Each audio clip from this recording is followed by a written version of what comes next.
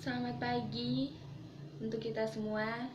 Yang saya hormati Ibu Agnes dan rekan-rekan keluarga semuanya. Perkenalkan, nama saya Yulianti Irin Muda. Saya dari Poltekkes Kemenkes Kupang Prodi Gizi, ingin memberikan penyuluhan tentang kesehatan hipertensi. Saya di sini akan memberikan tujuan saya memberikan penyuluhan ini ada dua, yaitu tujuan umum dan tujuan khusus. Tujuan umum yaitu setelah mengetahui penyuluhan ini, diharapkan Ibu Agnes dan rekan-rekan keluarga semuanya dapat mengetahui tentang perawatan dengan penyakit tekanan darah tinggi. Yang kedua, tujuan khusus. Setelah mengetahui penyuluhan ini, diharapkan Nyonya Agnes dan keluarga akan mampu, yang pertama, mengetahui definisi dari penyakit hipertensi, mengetahui penyebab hipertensi, mengetahui kriteria hipertensi, mengetahui keluhan pokok dan tanda hipertensi, mengetahui komplikasi hipertensi, yang terakhir mengetahui penata laksanaan perawatan yang menderita hipertensi. Yang kemudian kita akan melakukan kontrak waktu. Jadi penyuluhan saya selama 20 menit. 2 menit pertama saya akan memperkenalkan diri dan menjelaskan tujuan saya di sini. 15 menit untuk penyajian materi dari saya. 3 menit terakhir saya untuk penutup. Ada sesi tanya jawab dan sekaligus penutup. Kemudian kita pertama akan masuk ke langsung ke materi penyuluhannya. Materi penyuluhan kali ini tentang hipertensi. Nah, di sini saya mau tanya, ada nggak sih yang mengetahui tentang hipertensi? Pasti hipertensi itu di orang awam tuh masih agak tidak mengetahui apa itu hipertensi. Kalau tekanan darah tinggi, nah kalau ngomong tekanan darah tinggi pasti banyak yang tahu. Nah, hipertensi adalah istilah medis dari penyakit tekanan darah tinggi. Nah, pengertiannya, hipertensi atau biasanya disebut tekanan darah tinggi merupakan peningkatan tekanan darah sistolik di atas batas normal, yaitu lebih dari 140 mmHg, dan tekanan darah diastolik lebih dari 90 mmHg. Itu menurut WHO 2013. Nah, jika tidak segera ditangani, jadi penyakit hipertensi ini bahaya banget. Jika tidak ditangani secara cepat, hipertensi ini bisa menyebabkan munculnya kembali penyakit-penyakit serius yang mengancam nyawa kita, seperti gagal jantung, penyakit ginjal, dan stroke. Nah, pengertian secara luasnya lagi itu tekanan darah bisa diartikan sebagai kekuatan yang diberikan oleh sirkulasi darah terhadap dinding arteri tubuh kita, yaitu pembuluh darah utama yang berada dalam tubuh.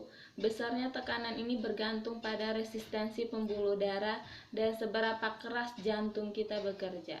Semakin banyak darah yang dipompa oleh jantung dan semakin sempit pembuluh darah arteri kita itu, maka tekanan darah akan semakin tinggi. Nah, hipertensi, kalau kita mengetahui kalau kita kena hipertensi atau tidak, kita harus rutin melakukan pemeriksaan tekanan darah. Nah, untuk orang dewasa seperti kita, dianjurkan untuk melakukan pemeriksaan darah termasuk tekanan darah setiap 5 tahun sekali. Jangan lupa untuk selalu rutin melakukan pemeriksaan ini agar kita dapat mengetahui penyakit-penyakit apa saja sih kita gitu. Nah, penulisan hasil tekanan darah berupa 2 angka. Angka pertama atau sistolik mewakili tekanan dalam pembuluh darah ketika jantung berkontraksi atau berdetak. Sementara itu, angka kedua atau diastolik mewakili tekanan di dalam pembuluh darah ketika jantung beristirahat di antara detaknya. Nah, kemudian seseorang bisa dikatakan mengalami hipertensi bila pembacaan tekanan darah sistolik pada pengukuran selama 2 hari berturut-turut menunjukkan hasil yang lebih besar dari 140 mmHg dan atau pembacaan tekanan darah diastoliknya menunjukkan hasil yang lebih besar dari 90 mmHg. Jadi kalau sistoliknya lebih besar dari 140 mmHg dan diastoliknya lebih besar dari 90 mmHg, berarti Anda sudah terkena penyakit hipertensi. Yang kedua, penyebabnya. Penyebab dari hipertensi itu ada dua. Yang pertama tuh hipertensi primer dan hipertensi sekunder. Jadi hipertensi primer ini seringkali ya penyebab terjadinya hipertensi pada kebanyakan orang dewasa tuh tidak diketahui. Jadi dia sulit sekali untuk mengetahui gitu. Yang kemudian hipertensi primer ini cenderung berkembang secara bertahap selama bertahun-tahun. Jadi sulit untuk kita ketahui. Yang kemudian hipertensi sekunder. Beberapa orang memiliki tekanan darah tinggi karena kondisi kesehatan yang mendasarinya. Hipertensi sekunder cenderung muncul tiba-tiba dan menyebabkan tekanan darah lebih tinggi daripada hipertensi primer. Nah, berbagai kondisi yang dapat menyebabkan hipertensi sekunder itu masalah ginjal, tumor kelenjar adrenal, masalah tiroid, cacat bawaan di pembuluh darah, obat-obatan seperti pil KB, obat flu, dekonstan, obat penghilang rasa sakit yang dijual bebas, obat-obatan terlarang. Itu tuh kondisi yang menyebabkan hipertensi sekunder. Yang kemudian kriteria tekanan darahnya. Kriteria tekanan darahnya itu yang pertama, kategori tekanan darah optimal. Tekanan darah sistoliknya kurang dari 120 mmHg, diastolik kurang dari 80 mmHg. Normal kurang dari 139 mmHg, diastoliknya kurang dari 85 mmHg. Normal tinggi, sistoliknya 130 sampai 139 mmHg, diastoliknya 85 sampai 89 mmHg. Hipertensi ringannya, sistoliknya itu antara 140 sampai 159 mmHg, diastoliknya 90 sampai 99 mmHg. Nah, ini Anda sudah terkena mulai ringan ya, terkena hipertensi. Yang sedang, hipertensi sedang antara sistoliknya antara 160 sampai 179 mmHg, diastoliknya 100 sampai 109 mmHg. Yang kemudian hipertensi beratnya ini sistoliknya lebih dari 180 mmHg, diastoliknya lebih dari 110 mmHg. Jadi tinggi sekali ya kalau sudah hipertensi berat. Yang kemudian yang keempat, keluhan pokoknya. Keluhan pokoknya itu pusing. Yang pertama tuh pusing, sakit kepala sebelah, susah tidur, rasa berat di tengkuk, pendarahan hidung, penglihatan berkunang-kunang, tangan bergetar, sering marah. Nah, sering marah ini yang menyebabkan darah kita tuh cepat naik. Kayak hal-hal biasa seperti pusing, susah tidur itu bisa menyebabkan kita hipertensi tanpa kita sadari, dan itu adalah keluhan-keluhan awal yang kita anggap itu bukan penyebab hipertensi, padahal itu bisa jadi penyebab hipertensi gitu. Yang kemudian tanda-tanda penting hipertensi. Yang pertama tuh sulit ditentukan. Kenapa sulit ditentukan? Karena seperti yang tadi tuh, keluhan pokok awalnya itu pusing, sakit kepala sebelah yang kita cuman anggap migrain aja, tapi padahal itu bisa menjadi kita tuh hipertensi juga. Jadi itu sulit ditentukan. Kemudian tekanan darah lebih dari normal. Kalau udah lebih dari normal berarti Anda sudah dikatakan hipertensi tentu saja. Yang kemudian komplikasi. Nah, kalau kita di sini kalau udah kena hipertensi ini, selalu jaga kesehatan, selalu pola makan yang sehat, olahraga yang teratur agar tidak terjadi komplikasi. Kalau terjadi komplikasi parah banget ini. Komplikasinya itu antara lain payah jantung, perdarahan otak, kelainan mata, ginjal dan otak, penyakit pada pembuluh darah, stroke dan gagal ginjal. Itu adalah komplikasinya. Jadi harus selalu jaga kesehatan. Biarpun kita udah kena hipertensi, tapi kalau kita jaga kesehatan, jaga pola makan, jaga pola tidur, tidak akan terjadi komplikasi. Yang kemudian yang terakhir, penata laksanaan hipertensinya. Yang pertama itu istirahat yang cukup. Kita diwajibkan untuk tidur ya, harus istirahat. Kemudian kedua, diet dan olahraga. Nah, untuk diet hipertensi yang dianjurkan yaitu diet rendah garam. Jadi makanan yang dihindari itu kayak mentega, itu kan garamnya tinggi, mentega. Terus kulit ayam bisa jadi tidak boleh dimakan sama yang penyakit hipertensi, apalagi digoreng pakai minyak jenuh begitu, tidak boleh. Kemudian penurunan berat badan, olahraga teratur, menghindari faktor resikonya itu antara lain rokok, alkohol, makanan berminyak dan berlemak, stres, tidak boleh ya. Kemudian penggunaan obat-obatan itu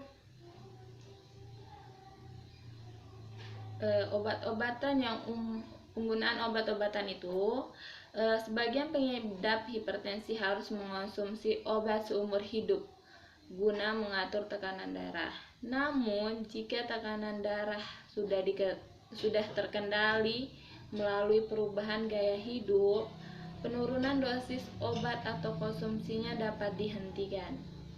Perhatikan selalu dosis obat yang diberikan dan efek samping yang mungkin terjadi. Jadi selalu memperhatikan dosis obatnya dan efek sampingnya. Jangan sampai ada obat-obat yang kita bisa alergi begitu. Jadi selalu perhatikan obat yang kita minum. Biarpun obat itu menyembuhkan, belum tentu. Nah, obat-obatan yang umumnya diberikan kepada para pengidap hipertensi itu tuh antara lain tuh obat untuk membuang kelebihan garam dan cairan di tubuh melalui urin. Pasalnya, hipertensi membuat pengidapnya rentan terhadap kadar garam tinggi dalam tubuh. Yang kedua, obat untuk melebarkan pembuluh darah sehingga tekanan darah bisa menurun. Perlu diketahui bahwa hipertensi membuat pengidapnya rentan mengalami sumbatan pada pembuluh darah. Yang kemudian, obat yang bekerja untuk memperlambat detak jantung dan melebarkan pembuluh darah. Kemudian, obat menurun tekanan darah yang berfungsi untuk membuat dinding pembuluh darah lebih rileks. Dan terakhir, obat penghambat renin untuk menghambat kerja enzim yang berfungsi menaikkan tekanan darah. Jika renin bekerja berlebihan, tekanan darah akan naik, tidak terkendali. Nah, selain konsumsi obat-obatan, pengobatan hipertensi juga bisa dilakukan melalui terapi relaksasi, misalnya terapi meditasi atau terapi yoga. Jadi tidak selamanya kita sakit hipertensi harus mengonsumsi obat-obatan. Kalau kita menjaga pola makan, selalu rutin melakukan olahraga. Nah, di sini ada terapi meditasi, terapi yoga, bisa juga untuk menyembuhkan. Nah, namun pengobatan hipertensi tidak akan berjalan lancar jika tidak disertai dengan perubahan gaya hidup seperti menjalani pola makan dan hidup sehat serta olahraga teratur. Jadi semuanya akan sia-sia kalau pola makan dan olahraga tidak teratur itu. Selain mengonsumsi obat-obatan untuk biar kita sehat, tapi kalau tidak olahraga dan tidak mengonsumsi makanan sehat, tidak akan bikin kita sembuh. Gitu. Nah, itu penjelasan dari saya mengenai definisi dari hipertensi, penyebab hipertensi sesuai dengan tujuan kita tadi awal. Semoga Ibu Agnes dan teman-teman semua di sini dapat memahami dan mengetahui apa yang saya sampaikan. Dan dari yang saya sampaikan, semoga Ibu Agnes dan teman-teman semuanya dapat merubah pola makan, pola tidur, dan selalu rutin berolahraga agar tekanan darah tingginya tidak terjadi komplikasi yang lebih bahaya lagi. Kemudian kita masuk ke sesi penutup. Jika ada yang kurang jelas yang ingin dipertanyakan, bisa ditanyakan. Nah, rupanya ada yang di sini belum terlalu paham tentang penyebab dari hipertensi itu sendiri. Jadi saya bisa menjelaskan kembali tentang penyebab dari hipertensi itu sendiri. Hipertensi penyebabnya itu dibagi dua. Yang pertama hipertensi primer dan hipertensi sekunder. Hipertensi primer adalah hipertensi yang penyebabnya belum diketahui dan merupakan 95% penyebab dari tekanan darah tinggi. Ada faktor resiko yang meliputi ada riwayat keluarga yang terkena penyakit yaitu cukur atau ras, kegemukan, merokok, kandungan lemak atau garam yang tinggi dalam tubuh. Hal-hal itu yang bisa menyebabkan hipertensi primer yang penyebabnya sebenarnya belum kita ketahui. Yang kemudian hipertensi sekunder. Hipertensi sekunder adalah hipertensi yang penyebabnya sudah diketahui dan merupakan 5% penyebab hipertensi. Hipertensi sekunder dihubungkan dengan suatu penyakit, misalnya gangguan pada ginjal, penyakit ginjal, endokrin, gangguan metabolisme, dan gangguan sistem saraf pusat. Kemudian yang terakhir gangguan pembuluh darah besar. Jadi itu adalah penyakit hipertensi sekunder.